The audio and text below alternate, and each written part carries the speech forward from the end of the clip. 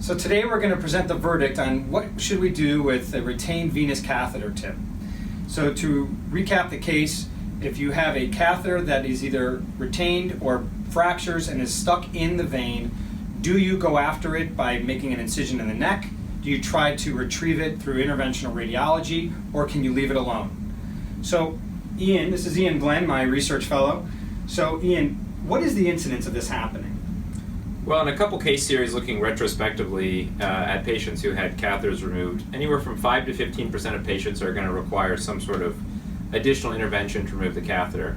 So that could be something as simple as enlarging your incision for removing the catheter, or something even more complicated or involved, such as performing a venotomy, having interventional radiology, perform the removal.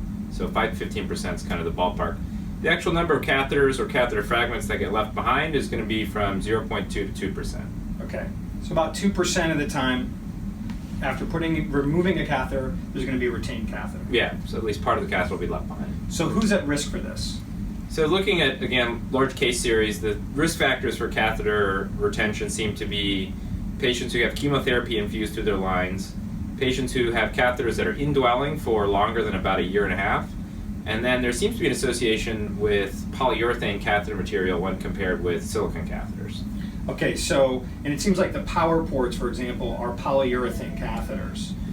So it seems that if we're going to be maybe putting in a line for long-term chemotherapy, right, we should be considering maybe a silastic line instead of a polyurethane line. Right, and you know, there was some concern that this association could just be because the majority of catheters put in are polyurethane, but the recommendation would probably be to go with silastic in those cases. Okay, and so what do we do when this happens? So you're taking out the line and it's fractures. You get out half a line. What do you do?